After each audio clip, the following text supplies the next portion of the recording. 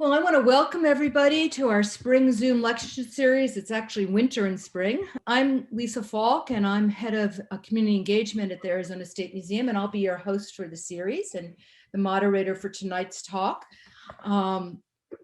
As many of you know, the Arizona State Museum is a part of the University of Arizona, located in Tucson, Arizona, on the homelands of the Tohono and Pascua Yaqui tribes. The museum's collection and research focus on the indigenous people of the Southwest and Northwest Mexico, and we present programs exploring the history and cultures of this region. Today's speaker is Dr. Tsianina Lomawaima. She is Muscogee Creek Nation ancestry. Now retired, she was a professor at Arizona State University and also on the faculty of the University of Arizona. And I do have to say a heartfelt remembrance to her husband, Hartman Lomawaima, who was our director at the Arizona State Museum and very dear to me. Her research interests include the status of Native people as U.S. citizens and Native nations as indigenous sovereigns, the role of Native nations in shaping U.S. federalism, American Indian policy, history, indigenous knowledge systems, and the history of American Indian education. She's a member of the American Academy of Arts and Sciences and the National Academy of Education.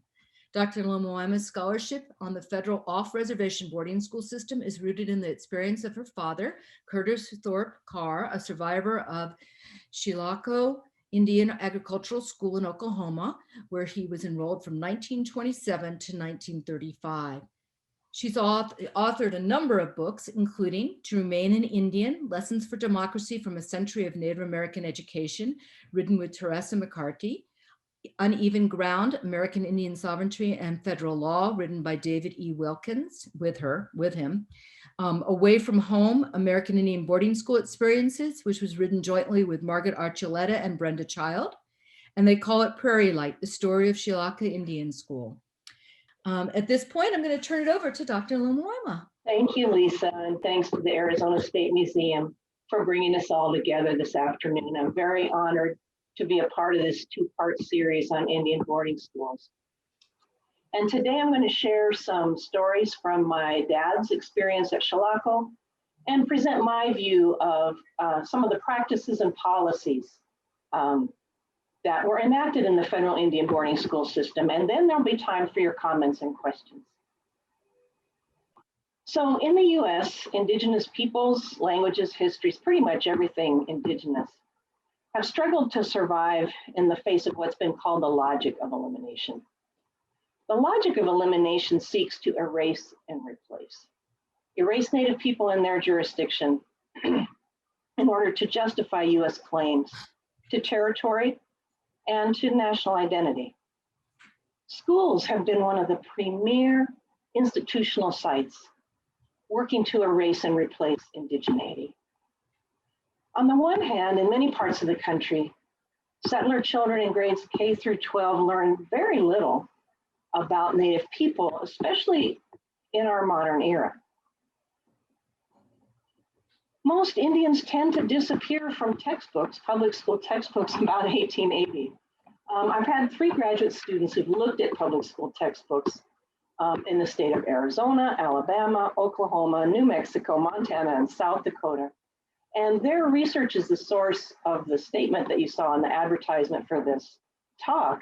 If you look at textbooks in most public schools, you'd think the only Indians who lived after 1900 were the athlete Jim Thorpe and a World War II crew of, very important Navajo code talkers.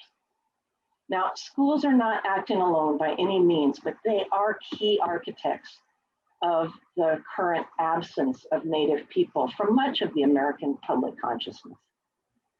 On the other hand, then, colonial schools have also worked directly on Native youth to erase habits of so-called savagery and instill habits of so-called civilization.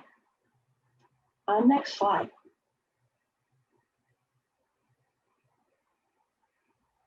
So what do I mean by colonial schooling?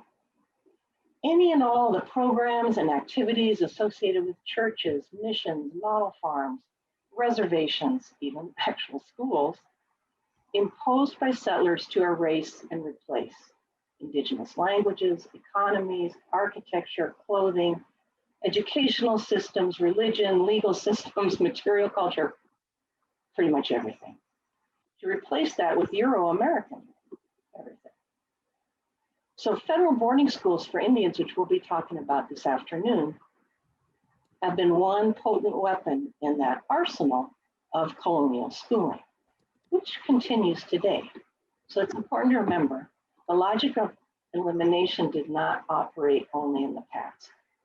It operates now, and it will take monumental efforts on the part of all of us to derail it from operating powerfully into the future. Derailing the logic of elimination is necessary. And not because indigeneity has just been simply overlooked somehow, but because really powerful forces have been marshaled in that erase and replace trajectory or juggernaut. So I'm going to just get down to brass tacks and put the essential question on the table. Next slide, please. The question from which all discussions about Indians in the US derive. What does it mean that the US is built on Indian land? And now we know it's at stake. That's a big, scary question. And we're going to navigate our way to it by way of boarding school stories. So next slide, please.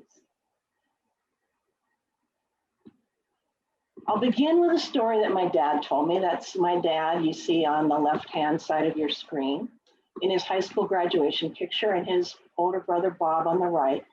I'll talk more about Bob in just a minute. Kurt, my dad, graduated from public high school in Maryville, Missouri. Next slide. But most of his life before that, from 1927 to 1935, was spent at an institution called Chilocco Indian Agricultural School, located in north central Oklahoma, right up against the Kansas state line. And Dad's story is about squirrels. Squirrels, my dad once told me, love hard candy. Next slide. At Chilocco, in the springtime, boys would climb up into big, shaggy nests, swaying at the top of the tallest trees, and capture baby squirrels for pets. Oklahoma squirrels occasionally sport a black color phase, and Kurt and his best friend Charlie were among the squirrel raising elite at Chilocco because they knew where the black squirrel nests were, and they always had black squirrels for pets. So those black squirrels really made Dad and his friend Charlie special amongst their peers at the school. And you have to remember that an Indian child growing up in a boarding school very rarely, if ever, heard the words "you're special." I mean, because after all, these schools were designed to teach Indian children how not special they were. Every hour of every week of every year spent away from home and family. What kind of candy do squirrels like, you might wonder? All-day suckers, hard and shiny as glass. My dad told me the little squirrel curled up in my shirt pocket during the day. And every so often, he'd stick his head out and demand a piece of broken up all-day sucker. I wonder what that felt like. The young squirrel, warm, curled in his shirt pocket over his heart. Only young squirrels. You couldn't keep them, my dad said. Squirrels are wild animals after all, and you can't tame them. The day would always come when the squirrels were ready to go, and the boys always let them go, back to the treetops, the Catalpa Grove, along Chilocco Creek. And I wonder, was that part of the appeal? To be a temporary squirrel holder for a few weeks out of the long year, and then see the school go free? Squirrels, Dad said, love hard candy. And my dad loved candy too, especially chocolate-covered cherries. And I wonder, growing up at Chilocco, when and where did he first taste a chocolate-covered cherry? Now, a question about chocolate-covered cherries might seem like an odd thing in a talk about boarding schools, but the question rises up out of my dad's stories. and how lately I've been thinking and feeling about them. The entertaining childhood stories that my dad told my sister and me growing up, they carried deep lessons about growing up in an institution, an Indian boarding school, which was a school, but also a particular kind of prison. So, how did he get to Shalako? Next slide, please. In 1927, Kurt and Bob were under the authority of a probation officer, juvenile probation officer in Wichita, Kansas, who filed an application for them to attend Shalako Indian School. Officer of the court felt that my grandmother, Lomarama Carr, was not competent to raise her children as she had been abandoned by her husband. The Wichita Children's Home, where my grandma worked in the laundry, was willing to take Betty because she was so young. But they felt the two boys, who were older, were being Indian, properly a federal responsibility. My dad was 9 years old in 1927 when he and Bob went to Shalako. And Kurt didn't see his mom, Cora, again for, until he was 14 or 15 years old when he went AWOL, in other words, absent without leave from the school, because he wanted to see his mom again. The next slide, please. So Shalako was built in 1884, when scientific and popular opinion both endorsed racial hierarchy and white supremacy. This is really the high point of the logic of elimination, which criminalized native religions, languages, cultures, and social life.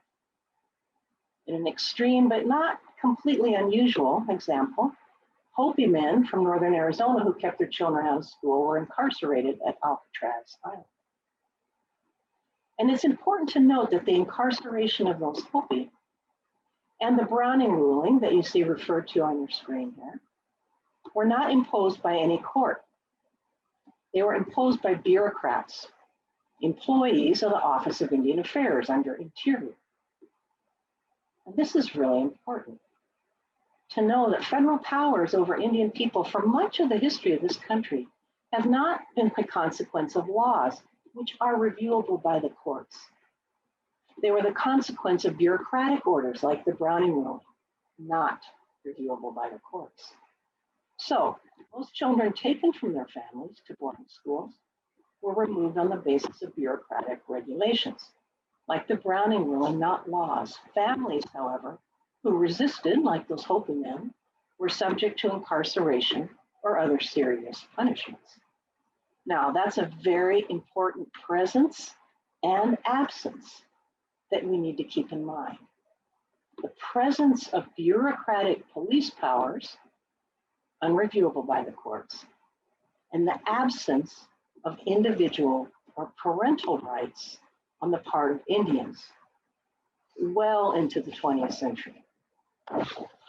Next slide, please. Many questions rise up when we think about Indian children and Indian boarding schools and Indian nations. Dad, when and where did you first taste a chocolate-covered cherry? Was not the first question that came to my mind in 1984 when I interviewed my dad and about 60 other alumni of Shalako. I grew up with my dad's stories about his childhood, as many of us do. As many of us do, I thought our family was normal. But compared to the other fathers of the other children in the mostly white public schools that my sister and I attended, he was not normal. I was in my teens before I began to realize the impact of the institution on my dad's life, on our family. And I was in my 20s at least before I began to realize that his brother Bob had not survived. But honestly, the question about chocolate-covered cherries, that came to me at precisely 4 a.m., September 28th, 2017, when I woke up bolt upright out of a deep sleep. And my dad's stories flooded into my mind in a way they simply had not before.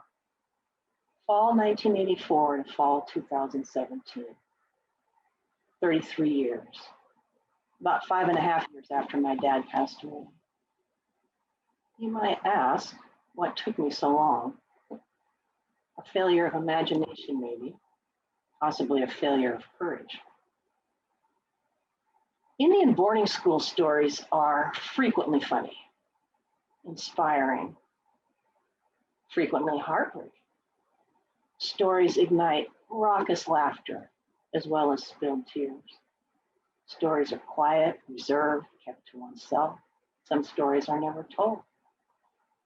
Stories nestle in a pocket over our heart until the day they stick their head out and demand a piece of all-day sucker. Feed me, tell me, remember me, listen to me. And then the questions rise up. As my father's daughter, I guess you could say I've thought about boarding schools most of my life, but I didn't begin to study them until 1984. And since then, among other things, I've been fascinated by this immense corpus of photographic images that the federal government assembled about everything at these schools. The buildings, the students, the dorms, the fields, the work details, just about everything. And you've seen a few of them in the slides so far, you'll see some more.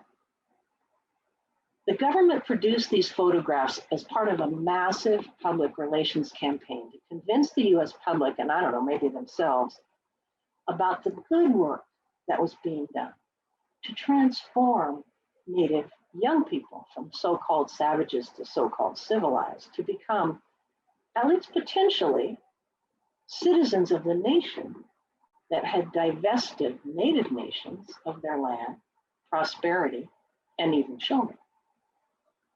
The campaign advertised a supposedly benevolent federal paternalism, a federal guardian for its benighted Indian wards. Next slide, please. Now, where did that idea come from? Federal guardian and Indian wards. So, Chief Justice John Marshall, in this 1831 Cherokee decision, mentions or remarks that the relationship between Indians in the United States resembles, in other words, kind of sort of looks like the relationship between a ward and a guardian.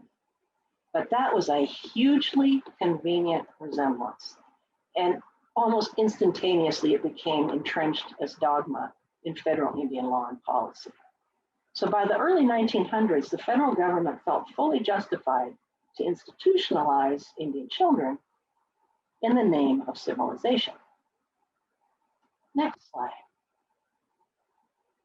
So before and after photographs were yet another piece of that arsenal that proposed Indian wards who were deficient savages who benefited from federal guardianship. And the photos taken at Carlisle Indian School by John Choate were widely publicized in their day, and they still are today. And this pair, which you've seen before, of Tom Terlino, Navajo or Dene, I think are the most famous of all of the before and after images. These photos of Terlino have been used by my, I admit, informal count about 1 billion times in documentary films, on book covers, in museum exhibits, in the flyer for these talks. They are everywhere. And let's face it, they're compelling images, don't you think? And maybe some people even believe their message, that boarding schools worked magic and Tom Terlino was transformed from a primitive savage to a civilized Christian American. It was not entirely true, but it was a powerful public relations message.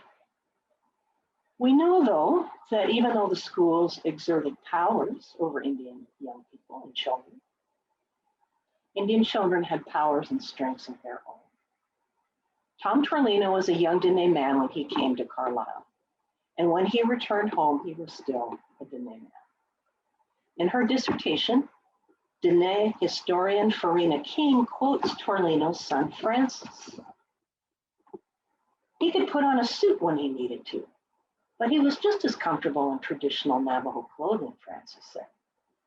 When Terlino returned to his home in Coyote Canyon, he picked up his career as a rancher and medicine man, right where he had left off. He served as an intermediary between the United States and Navajos, using his background in English to assist Diné leaders, such as his uncle, Manuelito, in their correspondence with the federal government. So, Terlino's life after boarding school put the lie to the myth, to the fairy tale of total transformation that these photos intended to tell us. And in thinking again about the Terlino photos, I came to realize that our family archive held two before and after photos as well. And those two photos put the lie to the mythology of benevolent federal guardianship of bereft Indian wards. Next photo, next slide, please. So only two photos of my dad as a child exist in the world, and you're going to see two of them. The tall girl that you see to the left was maybe a neighbor's child. Frankly, Dad could never remember who she was. Bob's in the middle, cradling the cheeks of their younger sister, Betty, and that's my dad, Kurt, to your right. They were still in the care of their mom in Wichita. Now, my dad always thought that Betty grew up with their mom, but he learned in the 1980s that Betty had been too young for the Indian school, and she had been taken into the children's home in Wichita, where my grandma, as I mentioned, worked in the laundry. So maybe Grandma and Betty got to see each other. Anyway, I've come to think of this as the before photo in my dad's boarding school story. It shows us four clean, well cared for children dressed in their Sunday best for some special occasion. The boys are squinting into the bright sunlight, looking annoyed, as they might feel, in clean white shirts and ties with their hair slicked back. The after photo shows a dramatically different image. Next slide. It's Saturday morning at Chilocco, when the boys had a few free, precious hours trying to escape the surveillance of school staff. They could run outdoors, hunt along Chilocco Creek, go fishing. A couple from Wichita you see here, friends of my grandma's, were traveling to Oklahoma, and they promised her they'd stop at Chilocco, try to get pictures of her boys. So Bob was nowhere to be found, but somehow Kurt was tracked down. And this is no public relations photo, showcasing a clean, well cared for child in GI government issue uniform.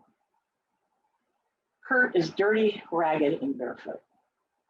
And I've not, in 30 plus years in this business, seen many photos that show this truth about the Indian schools, the unstaged, unvarnished, uncomplimentary truth about how the federal guardian cared for its Indian wards.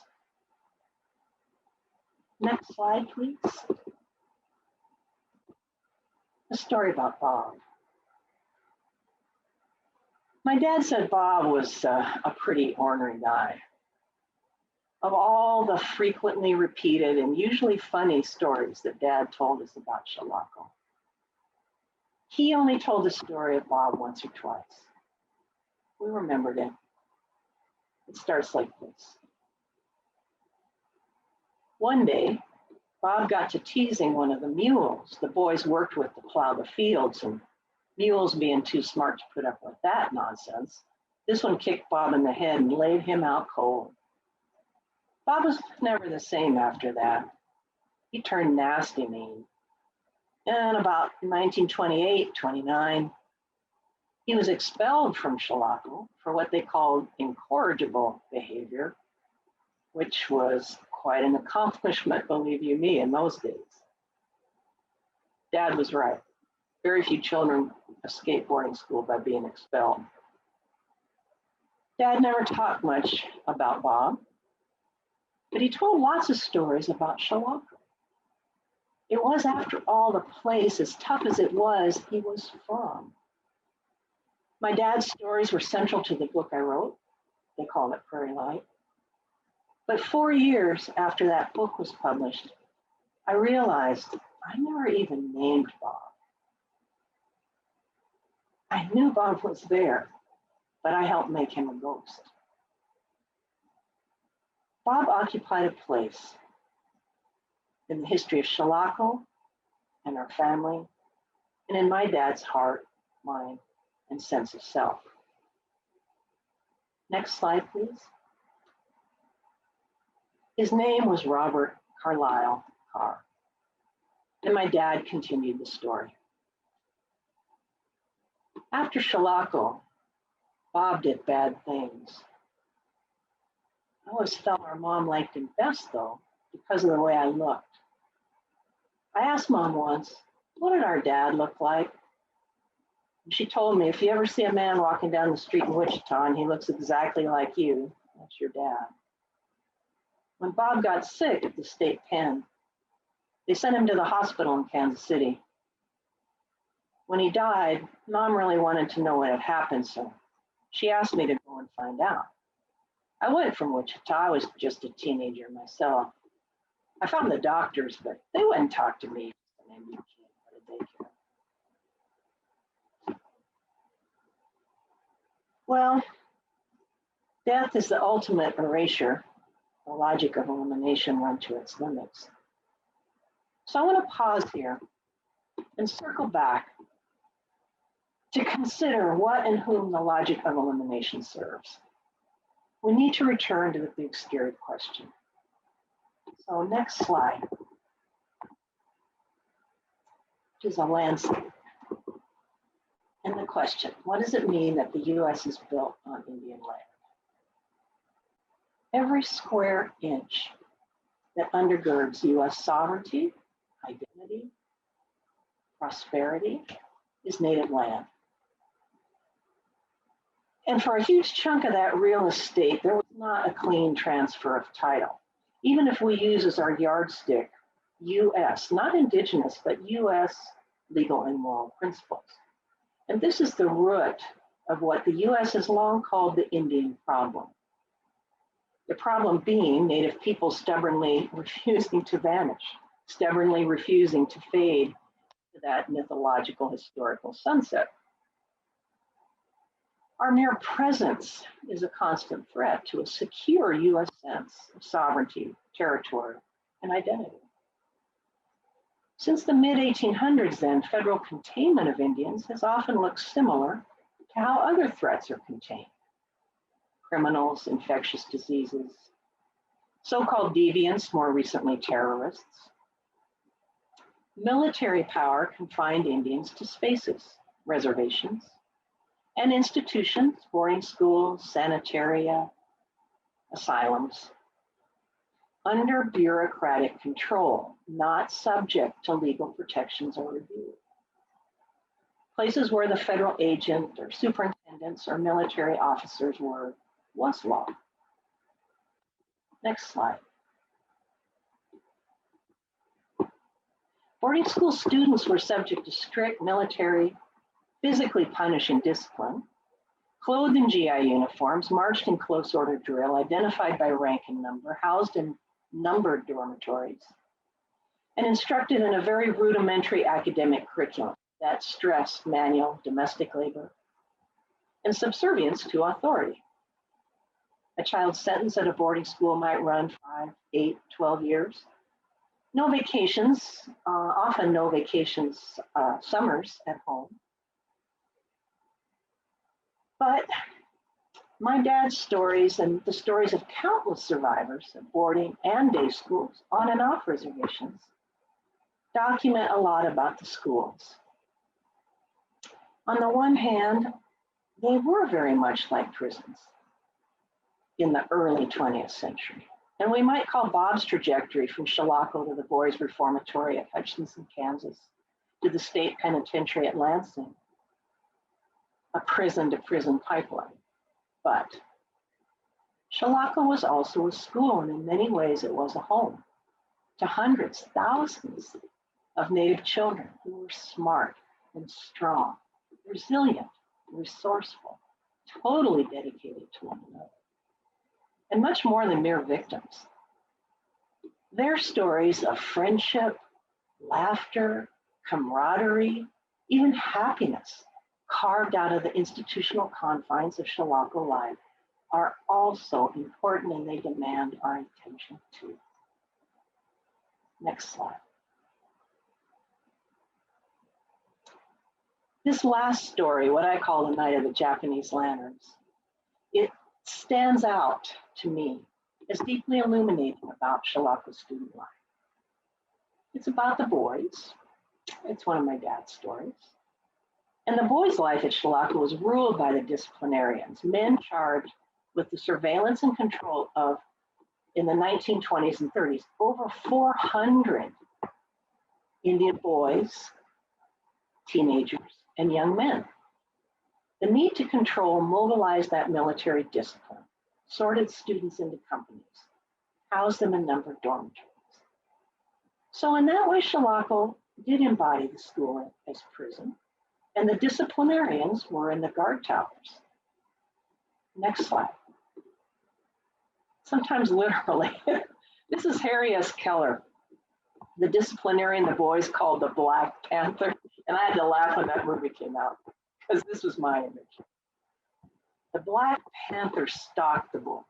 He'd climb this water tower with his binoculars to spy on them during those few free hours on Saturdays. School employees were also required to live on school grounds, and so Keller lived in a small cottage near the Shalako Lake. And one warm Saturday evening, Keller hosted a garden party.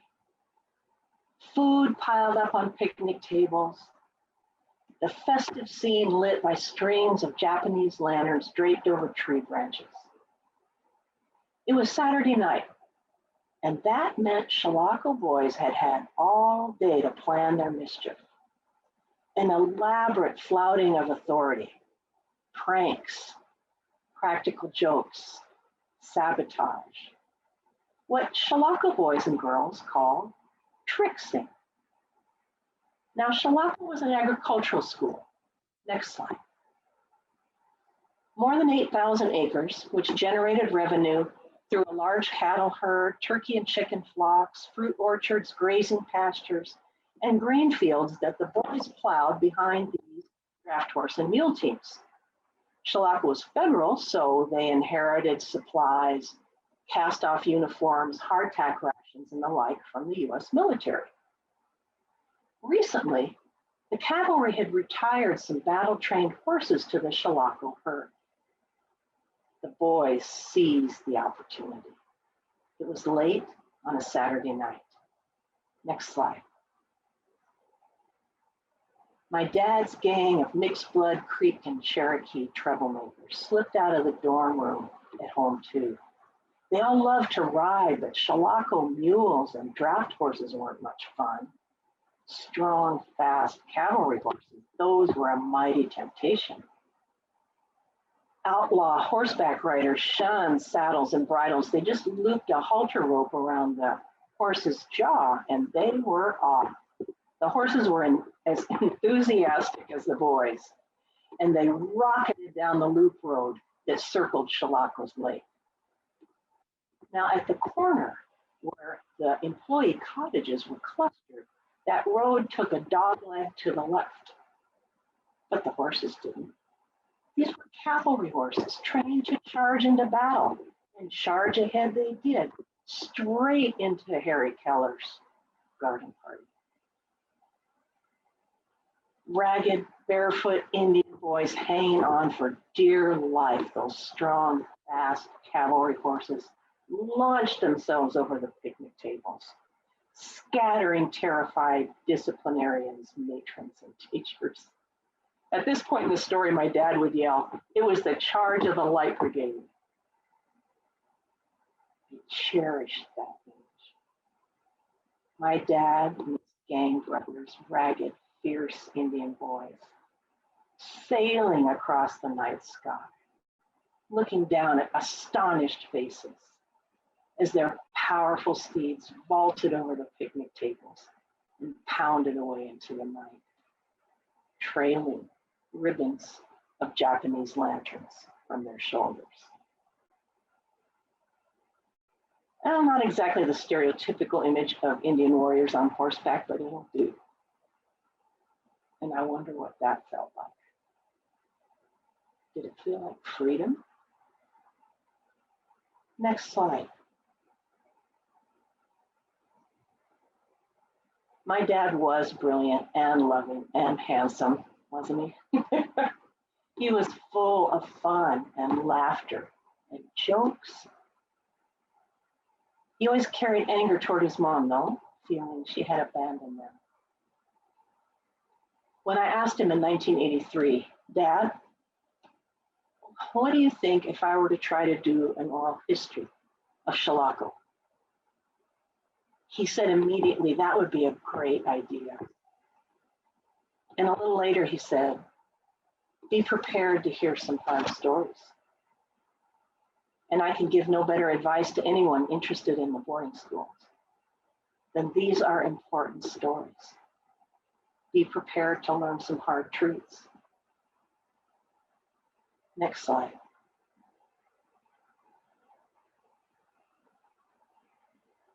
As my dad aged, he lost his memory and the stories slipped away.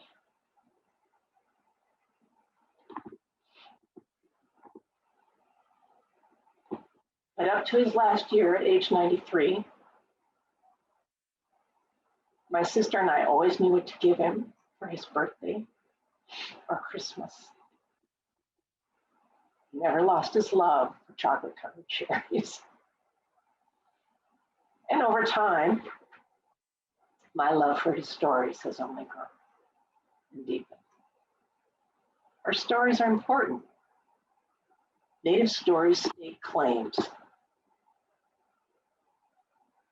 Claims to sovereignty, claims to freedom, to self-determination.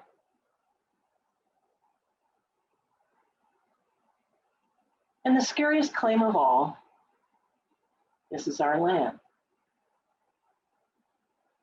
My dad's stories that I've shared with you today, I think, state two claims. They're about commitment to freedom and defiance of the logic of elimination. And that's the challenge of making visible the indigeneity that the US has long struggled to erase and replace. I mean, Indian boarding schools were instruments of empire, but they were also crucibles of Indian identity, resistance, resilience, commitment to people, cultures, and languages.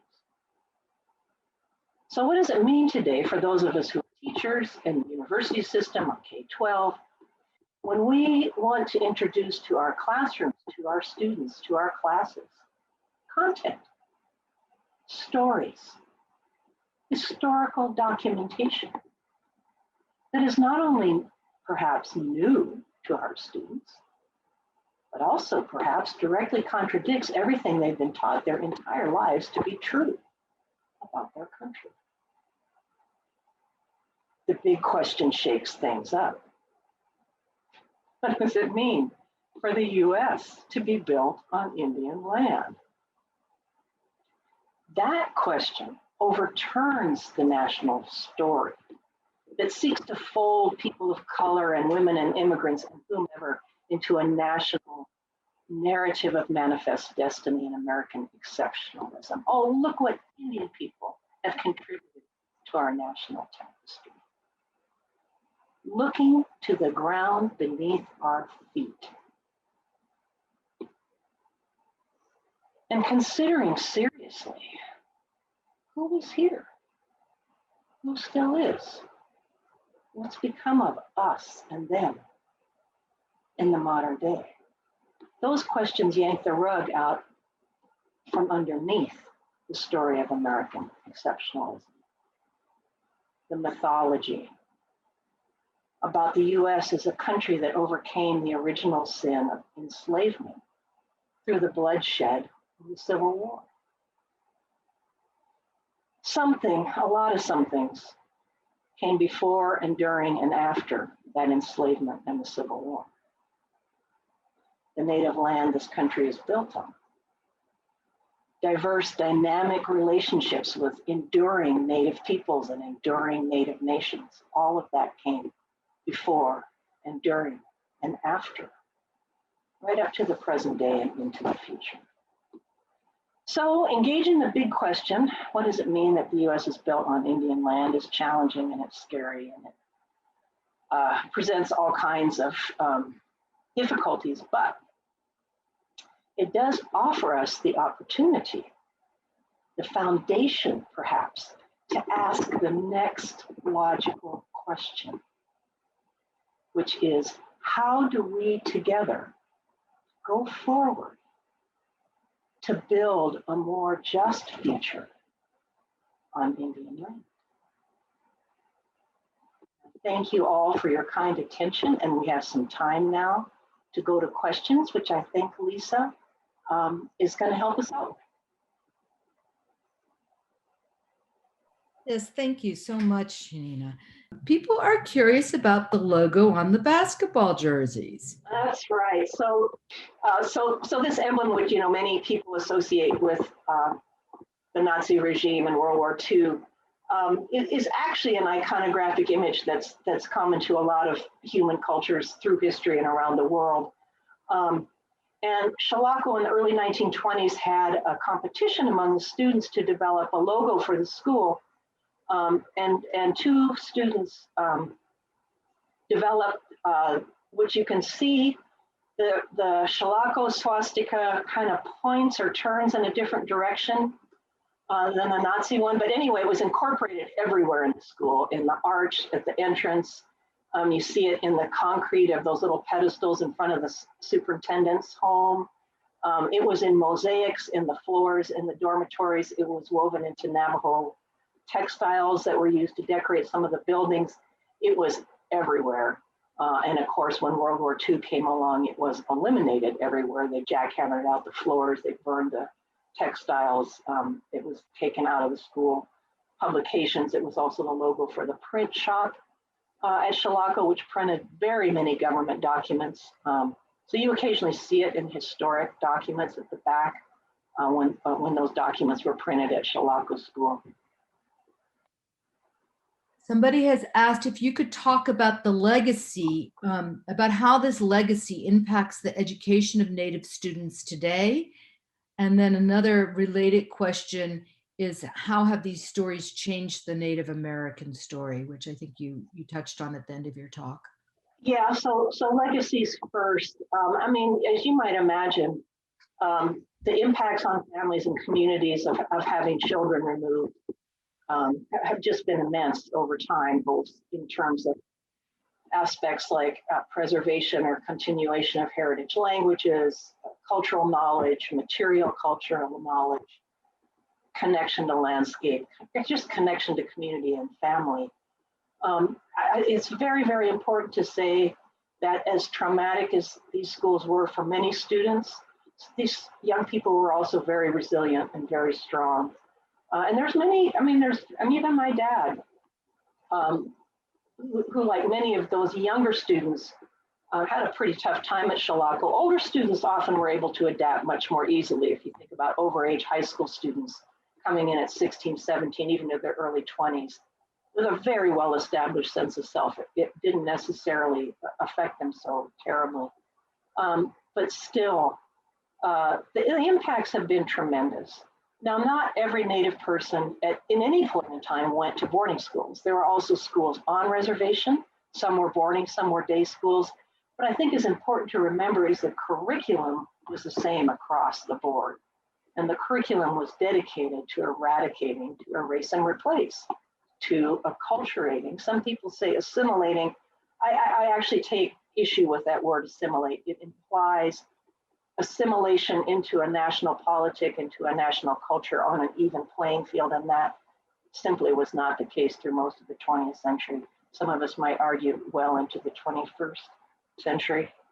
So the impacts have been tremendous, and there's certainly been, one result has been a suspicion, perhaps, of educational programs, although it's important to say that Native people remarkably have had, I think, an astonishing faith in the schooling system to help better lives. And if you look at, for example, higher ed enrollment through the 1950s through the 1990s, the vast majority of Native people who went to college enrolled in schools of education. Many of them went home. Many Shelaku alums from the era I'm talking about went on to become teachers in the public school system. So there's an enduring faith in the power of education to help people, but also I think, a very well-deserved skepticism about how that might be misused or misdirected. And then the second part about how is it phrased? How do these stories feed into or influence the larger story of Native lives? Very important to remember the tremendous diversity of Native peoples. Over 570 quote unquote tribes or nations recognized today by the federal government, many more beyond that not recognized. Cultures and languages is different from one another, as French from Chinese. So there is no one Native experience, and there is no one story, and I think that's the legacy of the boarding school stories. They are so diverse. Happy times, horrible times, stories never told. There is no one story. There is no one Native experience. We're all human beings. I think that's the best I can do with that one. I have quite a few questions here. So two that are a little bit related is somebody was asking, has said they have not heard whether there are any stories about sexual trauma against Indian students. And then a related and somewhat related question is what would have happened to students so that they did not survive? You end it with a picture of a cemetery that they did not go alive. We certainly know from events in Canada and the Truth and Reconciliation Commission of the lawsuit that it came from, that sexual abuse was rampant in many of these schools. Those stories have not come out so much publicly in the United States because there hasn't been such a public platform. They certainly exist. They tend to be more private, more personal, more challenging, more difficult, of course. But I think any institutional setting that puts that much power in the hands of a few is just endemically going to give rise to that kind of a situation, especially when the people in power have power over children. And it's sad, it's tragic, but it's very true. Those stories in the context of my interviews with alums just did not come forward, but you have to realize I conducted about 65 interviews in the space of 6 months. I was moving fast. That was not the kind of relationship that would allow those stories to be shared. But we know, and I certainly know from other friends and family and researchers that those stories are there and they're true. These schools, particularly in their early days, like Indian reservations, as far as that goes, were not particularly healthy environments. By the early 20th century, indigenous economic systems had been devastated. They had not really been replaced with anything else. People were quite literally starving to death. I mean, go to the herd, you'll see that story about Tohono O'odham people starving to death. O'odham people in the Phoenix Valley who had 10 years before been magnificently successful farmers, supplying the US military with tons of bushels of wheat. But those economies and subsistences had been deeply devastated. And malnutrition and starvation, makes people quite vulnerable. Native communities were also vulnerable to many of the European and Asian crowd diseases that had been introduced to this continent, to which there were not some of the immunities. And we're all hearing about this stuff again in painful detail. So tuberculosis, because of the malnutrition and poor living conditions, was endemic in the schools and on reservations. There were epidemic diseases like measles, influenza, and so on. So students fell prey to those conditions at the schools. And one can only imagine that those conditions were deeply exacerbated by the deeply felt homesickness and being removed from family, parents, siblings, although your siblings might be in school with you, and community that was typical. The health and healthcare situation did improve gradually, very slowly, through the middle part of the 20th century, both in the schools and in reservation areas. But still, healthcare and health conditions, as you maybe have heard about in the recent responses to our current pandemic, are still really not good in Native communities, sadly. One person asked, I can imagine that hearing these stories could be traumatizing for you too. How do you manage that? And what kind of self-care do you do? And then I'm going to couple that with, what age would you say is okay to begin teaching students about the hard truths of Native experience with the Western education? Well, to answer the first question, I really have to give great credit to my dad and to my mom. Like I said, my dad was full of laughter and jokes, and we didn't really hear the harder stories necessarily, although I've come to realize that even some of those quote unquote funny stories, like the Night of the Japanese Lanterns, had really deep meanings embedded within them. But whatever little resilience I have is very much a tribute to my dad, to my mom, their relationship. They met after the war in Wichita. My mom is from a small German Mennonite community north of Wichita. And she and my dad met on a blind date that was arranged by her brother. He and my dad were part of this kind of same bachelor group that was hanging out together in Wichita after the war. They fought a lot of obstacles and battles at that point in time to establish a relationship and marry, especially given the very, shall we say, parochial and sheltered community that my mom had been raised in. And I give great credit also to my grandparents, my Mennonite grandparents, my mom's parents, who played a significant role in raising my sister and me. They were amazingly compassionate and open-minded and generous-hearted people. So I've benefited greatly from that. I'm so glad that question's been raised about what's the right age or what's the right level to try and introduce these stories, particularly in classrooms or even in the home. There's so much homeschooling going on these days.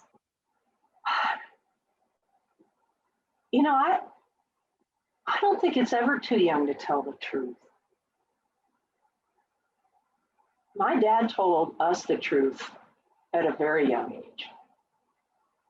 I mean, maybe not the most horrid stories of sexual abuse and things like that, but he told us straight about, especially once we started in school, that the stories we were being taught in school were not the truth. And certainly the stories of US history and the founding of the nation and the place of Native people. I mean, I have so many memories of coming home from school and sitting down with my dad, talking about, what we learned today and, having conversations about that. I don't think it's ever too early to start that. And I personally feel like that experience, as well as the experience of spending many months, especially summer months, with my sister later, she's 5 years younger than I am, in that very small Mennonite community in Kansas as mixed race children was quite an education and critical. Because you saw close up and personal the people who were praised as the most Christian in the community never spoke to my grandparents again after my parents married, who would not allow their children to play with us.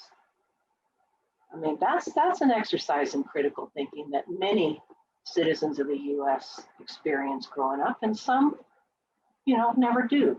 But it's never too learn to learn, never too early to learn. Stated that children were in boarding schools 8 to 12 years. Did they see their parents again, or were families broken up and lost, similar to what is happening today with detainees? And another person asked about how far were the schools from children's homes? That varies tremendously. Some boarding schools were on reservation.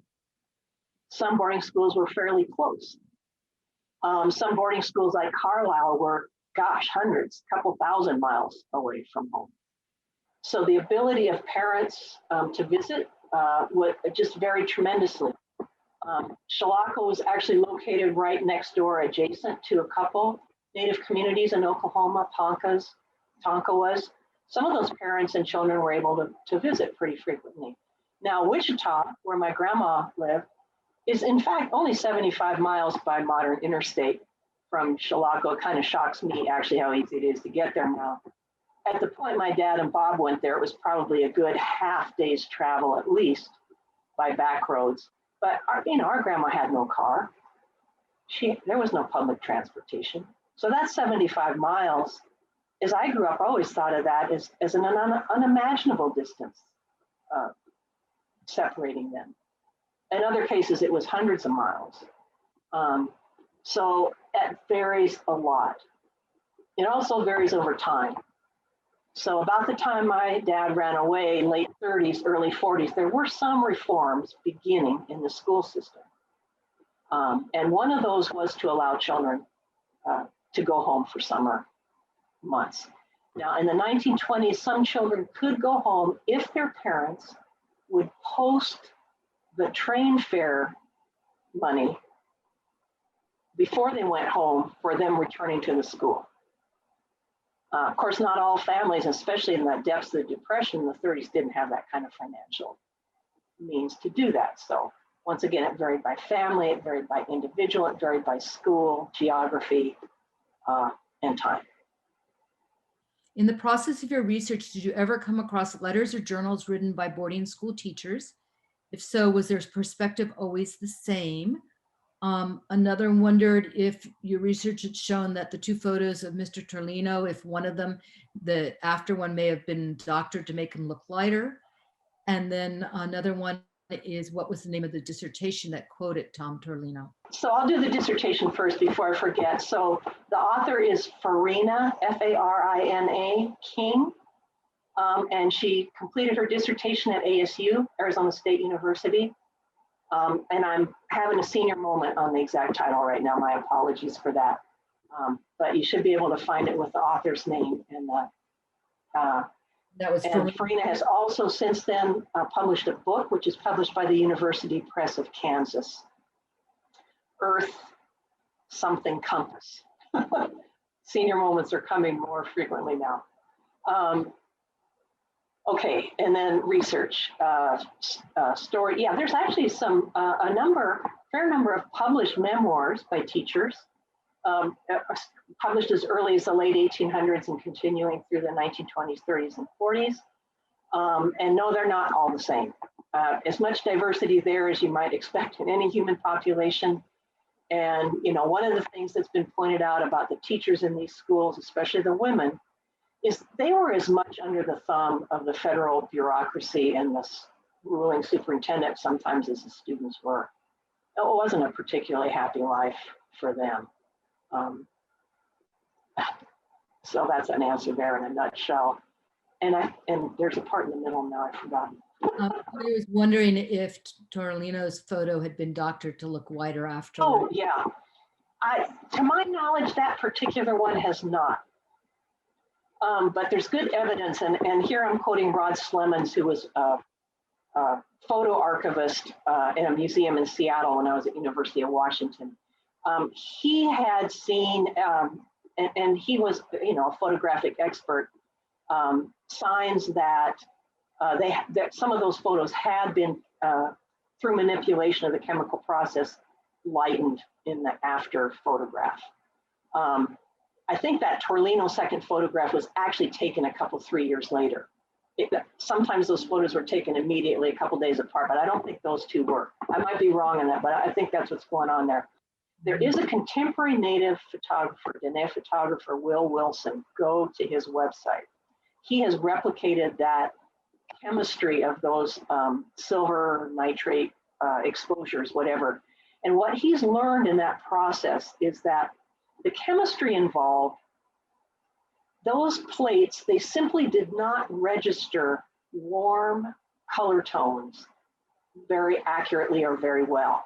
And they tended to take warm skin tone and make it really, really dark, darker in fact than it was in real life.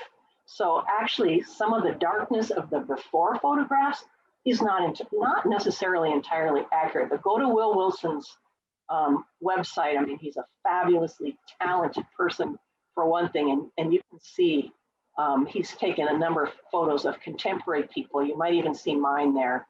And in that, the way that translates in that photography, I'm dark in that photograph. Me too. He took mine and I am too. Yeah. Somebody asked, and I think you touched on this already, but she said, I am interested in how to move towards acknowledgement and healing. I recently identified the organization, the National Native American Boarding School Healing Coalition. Do you have experience or knowledge of this organization, or are there others?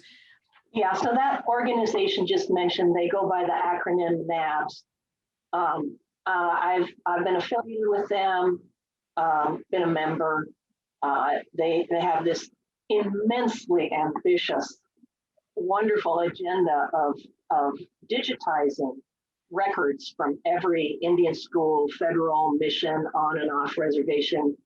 When I first heard about it, frankly, I was like, are you guys crazy? You have any idea the scope of this project? But they do, and they're working on it, and they've gotten some good funding. So, you know, it's their goal to make all those records, to digitize all those records, make them more easily accessible than they are now. Obviously, for the federal schools, those records are in our national archives, either in the regional records center, which are located around the country, or in the National Records Center in Philadelphia and 7th Avenue in Washington, D.C. But they're not particularly accessible. I mean, you do have to visit. And we can't do that now at all. And even in the best of circumstances, without pandemic, not everybody has the means to travel to those archives. So NABS is a great organization. There's also a fully digital online archive of the Carlisle Indian School records, which is put together through the Cumberland County Historical Society. Shout out to Barb Landis. And Dickinson College. So if you go to the Carlisle Project on Google, the Carlisle Project, you can get access to those records.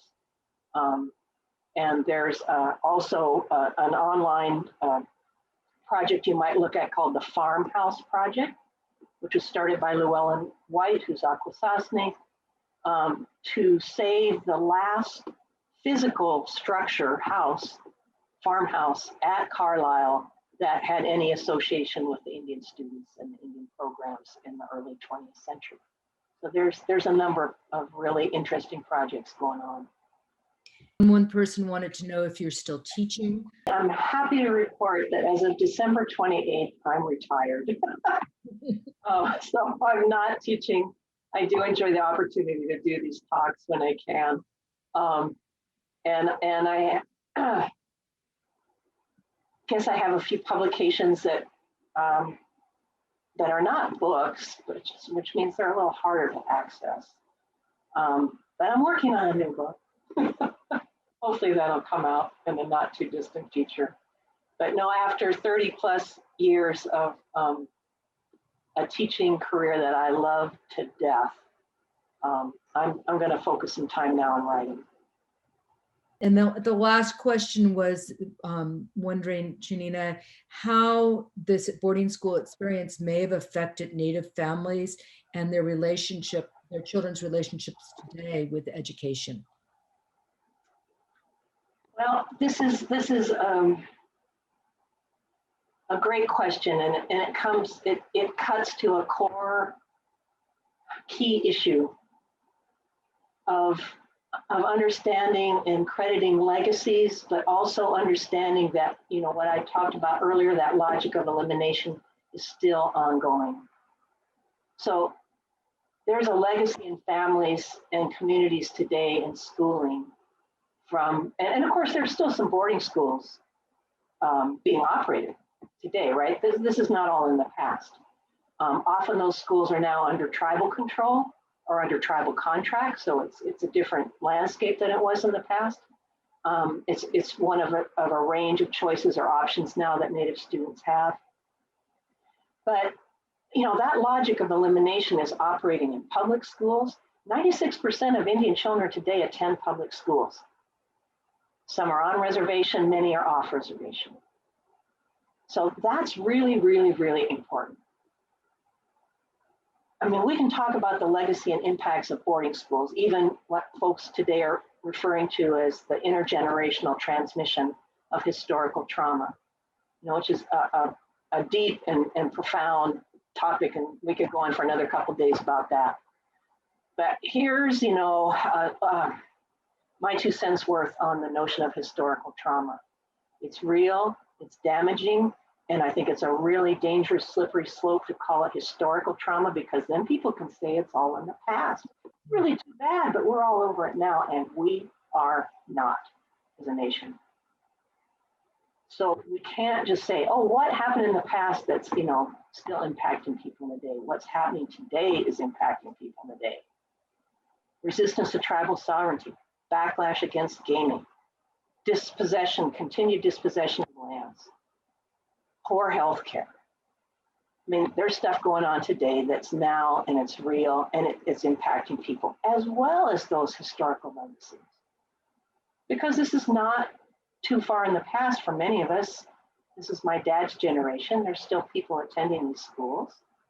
There's still, you know, tremendous work that needs to be done in Native education.